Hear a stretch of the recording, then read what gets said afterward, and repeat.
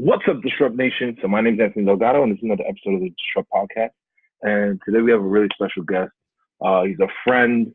I should probably call him a mentor because the day that I met him was the day I decided I wanted to stop BSing and start my own podcast.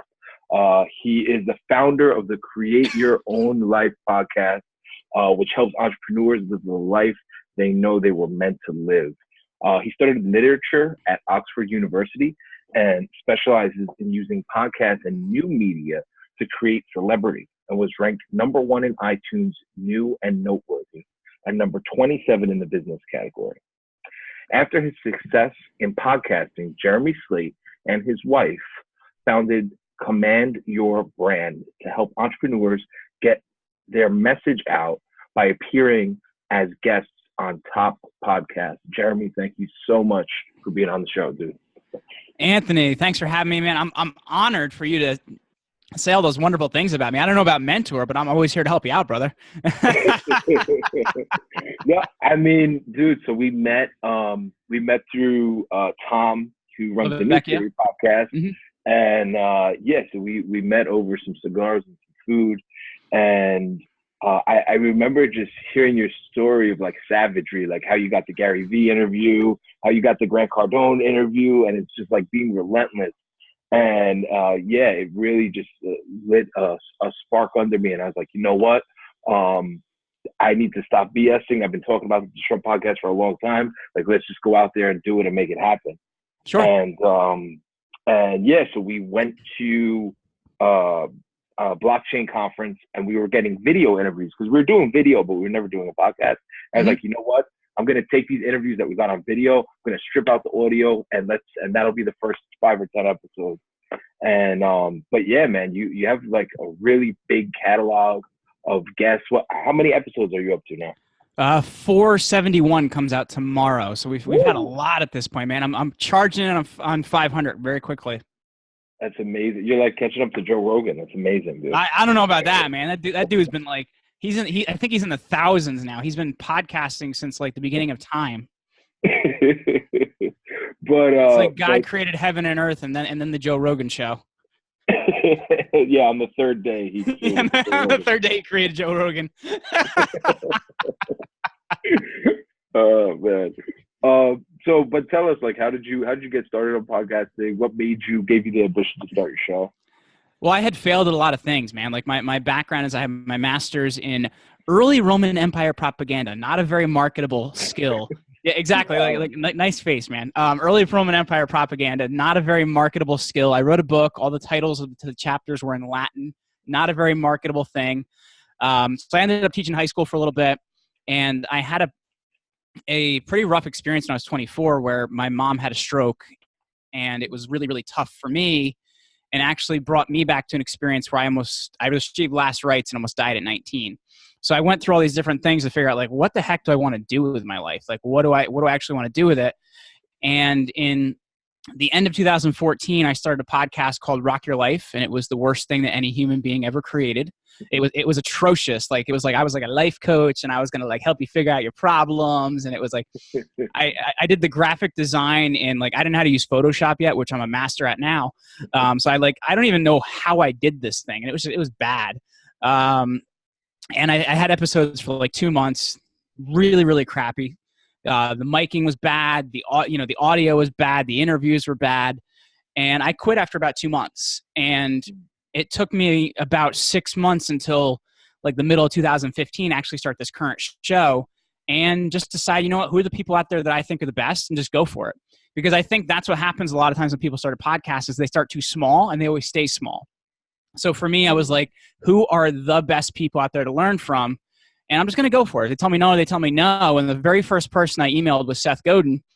And he said to me, when you get to 400 episodes, I'll do it. So about 6 months ago, I emailed Seth Godin. I'm at 400, bro. Let's do this. And he's like, all right, let's do it. So that's the biggest thing, man. It's just like, for me, like the quality of who I talk to is really, really important. And I feel like in the last 6 months, especially, I've come up on like, what are we doing here? And I've even refined it even more, where it's not just helping people create a life on their own terms, but it's more of breaking the chains of ordinary and becoming world class. So that's, to me, I've even started turning down like 99% of pitches at this point because I'm always trying to get the people that are the best at what they do. Definitely. I love that. And, you know, I kind of did something similar as like creating a vision board, right? And creating like, hey, episode 99 is going to be Gary Vaynerchuk just because I said so. And then the universe will kind of make it happen, right? Yeah. I love that. So 400 episodes, how long did it take you to get there? Well, it's 2015 now, man. We're almost in 2019. So it's like, wow. It's a lot of time of publishing. When I first started, I was doing 5 episodes a week, which was too much because I found like the content really, really suffered because it's hard to put together 5 quality episodes a week. So I tracked it down to 3. And you know, I even find that sometimes 3 episodes a week to create that much quality is a lot. So I've even trying to reconsider like, hey, do we want to go down to just 2 interviews a week and do like 1 content-driven episode? Because I think I'm kind of at the point where I can really start offering my own content to my listeners, which I really haven't been able to in the last, you know, almost 4 years. Yeah, that's interesting. I've seen a lot of different strategies when it comes to podcasting. We actually interviewed someone. His name is Tom.live is his show. And he has a podcast where he talks for like 3 minutes, 4 minutes, 5 minutes. Oh, wow. And it's just Instagram tips. So it's just like, hey, Instagram came out with this new feature. You click a button and it adds music. And it's like there's all these different people who are experimenting with different ways to deliver content. And it's interesting because there's no rules, right? You look at Joe Rogan and he's doing 3-hour episodes. Yeah. Where no prime time interview ever goes for 3 hours. And then on the flip side, you have people creating like micro content podcasts, right? Well, and there's 2 pieces to that too that I'll say. Like with Joe Rogan, like he's got such a big communication line because he's been around so long that he gets all these like, you know, world-class and high-level people coming at him. But for those of us that are like, you know, we're established, we're doing well, but we're not Joe Rogan, like it takes a lot of work to get those, you know, world-class type people booked. Like it's a ton of work. Like I was telling you earlier, like we were looking at booking Tony Hawk for this year, and now they said, well, let's do it in 2019. That's really rough. So I think that the interesting thing here, and I think for me it was a little bit of imposter syndrome, is I'm like, well, what could I personally talk to my audience about? I don't feel like I have the credibility or the leadership or whatever it may be, where I'm finally like now like, okay, man, well, you have some sort of value you can offer your audience. Like where I'm like, let's do a 5 or 10 minute episode from me every week. And that's really one of the things I'm really looking to come into. But I feel like I had a little bit of that, you know, I'm not quite there yet. And you have to kind of get past that because from wherever you are in your life, you have something you can offer people. Yeah, definitely. It reminds me of a quote the quote is, don't compare chapters, right? Like you're in chapter 400. And if you compare yourself to Joe Rogan, you're going to feel small. But if you're giving guidance to someone like me, who's at episode 10 or 20 or 0, right? You're going to provide massive amounts of value, right? Yeah. If nothing else, it's like a lifeline to show people like, hey, you can do it. Here's a rope. And grab the rope and come on up, you know? Yeah, no, absolutely. It's interesting you mentioned that because I've seen that before, but I feel like too often I have this idealized like what I want things to be, and too often I'm comparing that like where it is right now to where I want it to be. And I think sometimes when you look at your level of success and you compare it to others, which is I think is something as high performers we don't do a lot, but like you look at your level of success and you compare it to others and you're like, wow, this is really good. But then you look at it where you want to be and you're like, dude, I'm not there yet. I'm not where I want to be yet. And it's like, because you're like on level 5 of the 27 that you want to be to, you know? Definitely. So 400 guests, a lot of really noteworthy and inspiring people. What are some nuggets? What are like maybe the top 3 things that you've learned from interviewing 400 plus people? Well, eventually this is going to be a book, but I haven't figured out what that's going to look like yet because I get really annoyed by these. I'm an Amazon bestseller. It's like, yeah, you and 3 million other people, bro. So it's like eventually I want to write a book about this, but I feel like only until it's like something that's worthy of like actually making like one of the big lists. So to be continued, I don't feel like that content's there yet, but I've learned a lot of huge things from people. And I think one of the biggest thing that it's actually something I've learned from Grant Cardone and a bunch of the other ones is they get this wider view of success, right? Like I think a lot of times when you talk to people that are small in their business, they're like just trying to make it through today, trying to make it to the next thing. And these people that make it to the next level, and even Andy Frisella had mentioned this to me, this is one of the single hardest things he ever had to do, was realize success is about other people outside of yourself. And once you actually start to do that, you see the bigger growth. But it's hard as hell, man, because you're like, I'm trying to pay my bills. I'm trying to do this. I'm trying to do that.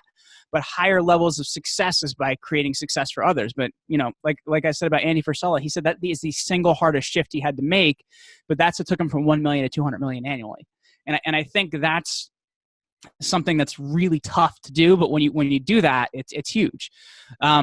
You know, another thing is they find people that are the best at what they do and learn from them. I think a lot of times that too many people are like, all right, I can just figure it out, bro. I can just do it. And you have to really figure out, like, who's the best and how can I learn from them and how can I offer value to do that? Because, you know, it may be like a paid coaching program. It may be a paid mastermind, or it may be you figuring out how can you do something for them that would be in exchange for the value they're going to give you.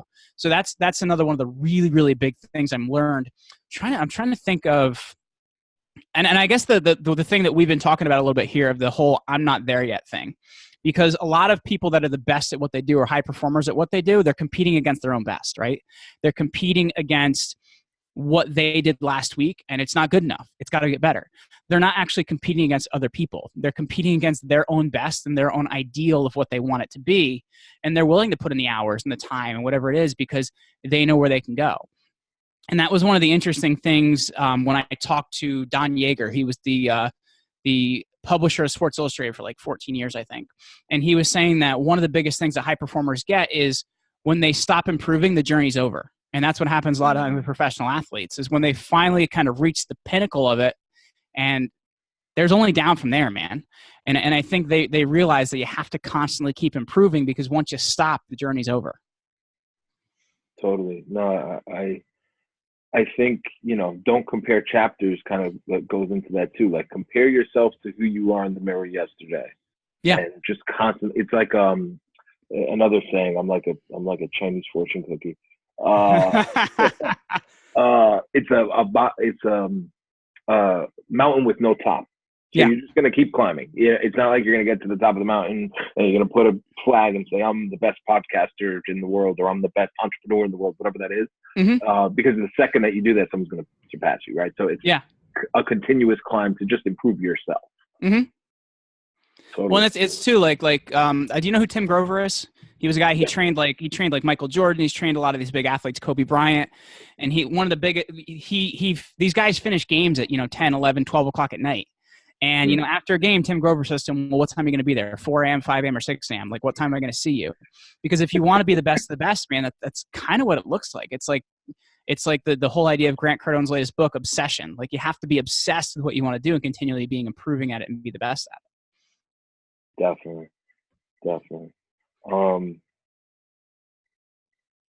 And I think a lot of people don't have that in them. Yeah. Really asking for a lot. So as you know, I moved to Puerto Rico like 2 months ago, and I'm back here in New York for 2 weeks, and I have not stopped for 2 weeks. I leave first thing in the morning, I get back in the middle of the night, and then I wake up, take a shower, and I'm back out, and I'm networking, and I'm really maximizing every minute that I have here. Mm-hmm. And I had a lot of people tell me like, yeah, you should take a break. I'm like, I'll take a break next week. And I'm still waiting for next week to come, but it hasn't come yet. Do you sleep, man? Like, is there enough time in there for that? Just sleeping. No, I actually think sleep is really important. Yeah. But every moment that you're not sleeping, you should be working. It's funny, man, because I feel like when I'm awake and when I'm going, I'm really going. But here's what I find that, like, and I've only found this in the last couple of years. I find that I need a lot more sleep to be able to perform at that level. I don't know about you, but I feel like I don't want to say I'm old, but I'm only in my early 30s. But I feel like I've needed more sleep in the last few years, because, like, even when my first career was teaching, and as a teacher you have to be at school at like 6:30 in the morning, because we started class at 7:05, and the toughest thing is I was doing that in like 4 or 5 hours of sleep, and that's like all I needed at 20, 23, 24. But now if I don't get that 8 hours, man, I feel it by about 11 o'clock. Well, they say about being an entrepreneur, it gives you the freedom and the flexibility to work any 80 hours that you want. Yeah. Yeah. So yeah, get that 8 hours of sleep, and then the other 16, you're working. Well, and Tim Ferriss is notorious for that, man. He's somebody that likes to work till 2, 3 in the morning and then get up at 10. Totally. Well, and some people see that's the whole 5 a.m. myth. What do you think about that thing? The 5 a.m. club, and I haven't seen 5 a.m. in years, man. You haven't seen that in years? I haven't seen 5 a.m. in years. I couldn't tell you the last time I saw 5 a.m. Actually, no, I saw it when I had to get to the airport once earlier this year. It's just, I don't know, man. I just find that it doesn't matter what time I go to bed. Like, I could go to bed at like 9 o'clock, and if I tried to get up at 5 a.m., my body's like, absolutely not, man. Like, this is not happening. So I don't know. I find that like, how do you create time, right? The way you create time is by starting something and finishing it. And that's what you need to look at is in your day, if you're starting and finishing a lot of different things, you're going to get a lot done. And it doesn't matter what those hours look like. I know they say a lot of successful CEOs, they get up at 5 a.m. and they also read like 3,000 books a year or some crap like that. So I feel like I don't know where anybody's getting these stats from. I'm sure there are a lot of people that get up early and are very successful at that. But for me, if I'm getting up at 7 o'clock, I'm happy. Like, to me, that's enough to be able to get through my day and get through it well. You can't be a zombie either. Like, I think you talked about Gary Vee before. I think too many people watch a lot of his content and they think that's how life is. JP Sears did a really funny video about that recently, where he was talking about the hustle of entrepreneurship. So he's like, I'm currently in an Uber talking on the phone with the person I'm going to go meet after this Uber gets there, but that's fine, man, because I'm hustling. And I think we're too much into that now. Yeah, no, totally. Well, and I think a lot of it is led by this always connected kind of technology revolution that we're in, right? Like, you can't even take a break on a plane. Like, you get on a plane and there's Wi-Fi. Like, you can be texting and emailing and everything if you so choose. And we don't have moments of being not connected. And there's also an expectation of immediate response, immediate contact. Like, someone texts you and you don't reply in an hour, they may be texting you a question mark emoji or something. Yeah. You're like, hey, what's up, bro? Like, I texted you 35 minutes ago. Why don't I have a reply? How do you handle that, man? Do you set like times when you have like technology off and stuff like that, or no? I just ignore people. You have to wait. So I'm inbox 0, and I treat this is probably not healthy, but I treat my SMS list, the red bubbles, and the mail as a to-do list. Mm-hmm. And my goal is to always get to 0. Yeah. So, and I have read receipts on so you can see when I read something. Mm-hmm. So I will just leave something unread. I'll like look at the little preview and I'll kind of know what's in there, and I'll leave it unread until I can address it. Well, it's interesting because I was actually talking about this morning. I wrote a thing on LinkedIn about this morning, that I think there's too many people complaining about, I get so much email and I get so much this and I get so much that. But here's the one thing, like, how many emails do people get that they don't respond to? And then what happens? That other person's going to send the email again. Now you're getting twice as much email. And if you ignore them again, you get a third email. Now you get 3 times as much email. And I think we're actually creating a lot of these problems with us. I heard Chris Ducker talk about this a number of years ago, that he has 3 rules for email. 3 things he's going to do when he gets every message. He's either going to reply to it, forward it, or delete it. Something's going to happen with that email. And I think too many times we're like, I'm going to read it. I'm going to read it. I'm going to read it. I'm not going to answer him. I'm going to read it. And I think we've created a lot of those problems for ourselves. Well, yeah, I mean, I'm big on unsubscribing too. Like, yeah, I'm like vicious. Unsubscribe. One of the things that actually pisses me off, so I have unlimited email aliases on my personal email. That's dangerous. So my email is me@anthonydelgado.me, but if I switch out the me, I can just create them. Mm-hmm. So every time that I sign up for a newsletter or even like a social network, I'll preface it. So I have LinkedIn at anthonydelgado.me. Now I know that if you're spamming me and you just pulled my email off of LinkedIn, I know exactly where you're spamming me from. Oh man, that's rough. And then I get these autoresponders and it's like, oh, hey, we're friends on LinkedIn and I think you should come to this event. And a lot of times those types of things will have an unsubscribe. They'll use MailChimp, but sometimes they don't. They're using different automation that does not have an unsubscribe button. And dude, I will, if they have an email signature with a phone number, I will call them and tell them to get me the F off of the list. You know, because like there's a law, like you're supposed to be able to unsubscribe to stuff, right? If Yeah. it's automated. Yeah, well, that's why I like to call the boomerang hole of hell. If somebody sets you up on a boomerang, and I had this actually happen in the last week. There's this one person that has sent me a guest for my show, and that's why even like with our team, like we get people on podcasts, we do a lot of outbound pitching, but a lot of it, I always maintain that it should always be done by a person in real time, because then if somebody says, "Hey, I'm interested," "I'm not interested," whatever, then you just leave them alone.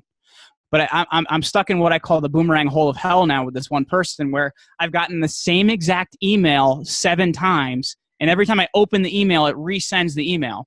And I've responded to her 7 times, like, "Hey, this sounds great, but it's not, in my area of interest. I'm not looking to do this." So my question is, like, if I ever said yes, would she even know? Like because I'm stuck in this like boomerang hole of hell where I just keep getting this email again. Oh boy.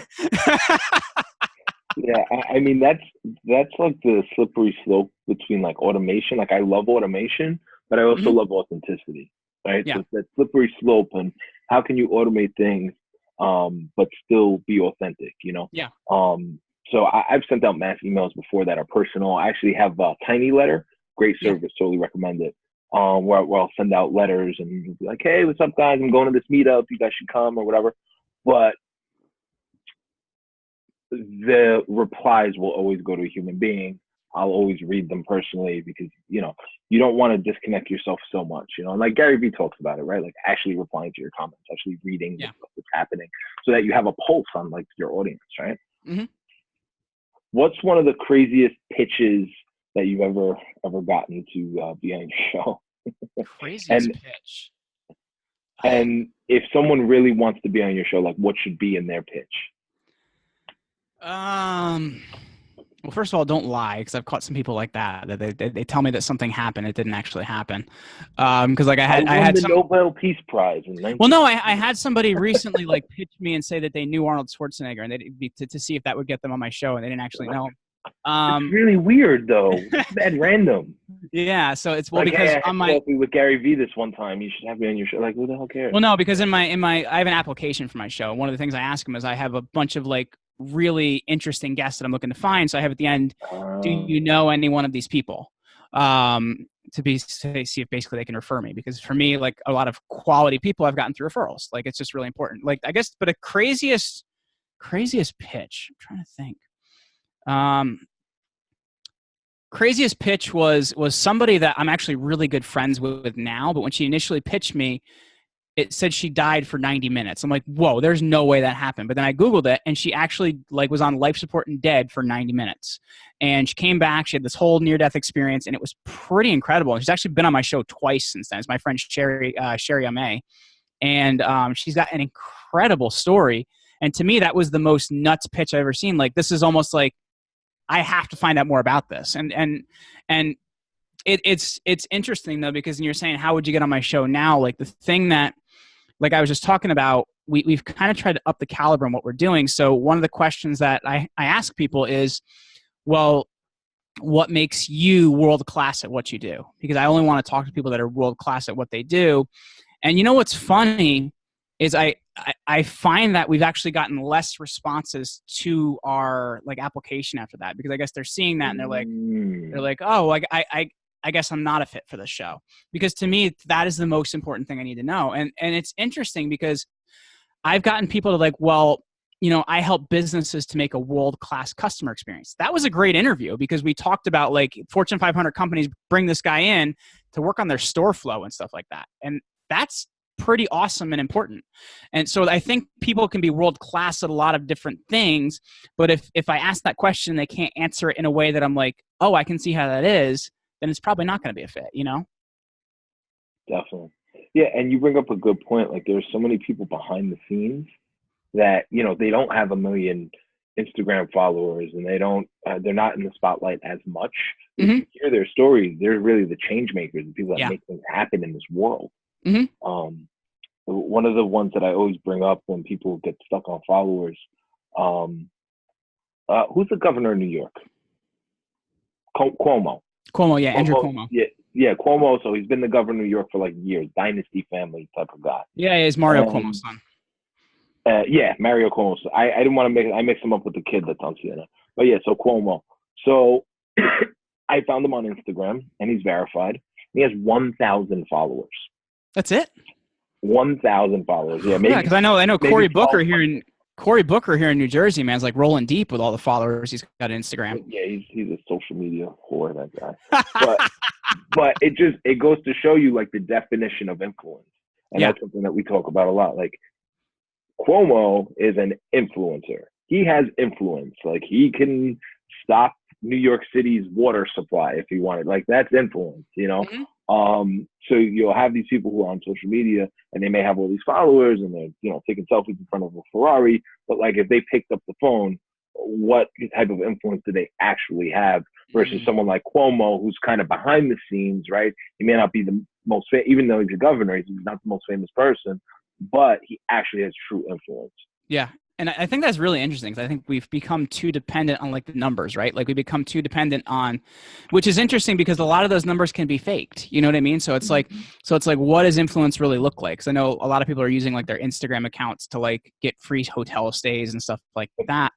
And it's like, if you can offer that as a value to somebody, that's great. But if that influence isn't real, what does it matter? And I think that's we're kind of in the beginning, I think, of a new social media revolution. And we're seeing that with a lot of these different companies and the way that they're, you know, going over verification and things like that, because they're looking at like, what does influence really mean? And I think because, you know what I mean? Because we're seeing people that in the grand scheme of things couldn't really get anybody to do anything, but they have like quote unquote hundreds of thousands of followers. So I think we're definitely in the midst of like a new revolution on that. Yeah, no, definitely. Okay, I know we're running low on time, but I don't want to skip over your offering. So you have a product offering for people who are trying to grow their influence, right? And trying to build notoriety and become a thought leader in the space. And you do that leveraging the technology that we're using right now, which is podcasting. So tell us a little bit more about that. Well, I know for myself, like I've seen the magic it's been. Like I told you, man, I was not to say I'm somebody that incredible now, but I was Joe Nobody when I started this. And podcasting has been incredible for introducing me to influencers, the right customers, the right businesses, everything. And we have been running a company for the last 2 years called Command Your Brand Media, where we actually help people not only locate the right shows, but we actually help them with their storytelling because we find that's really, really important to impact the audience the right way. So once we do that, we actually locate the right shows for them. We help them get booked on those shows, help them get prepped for all those shows. And it's really helped a lot of our clients to do some pretty incredible things. And that's something we offer as a service. But for your audience, we actually have a checklist where they can actually, or a worksheet where they can take a look at this themselves and see like, well, what shows should I be looking at? How should I connect with them? How should I promote them? So it's the ultimate worksheet to finding the right podcast and reaching out to them. And that's over at commandyourbrand.media/checklist. Awesome. I'm definitely going to go download that for myself. For sure.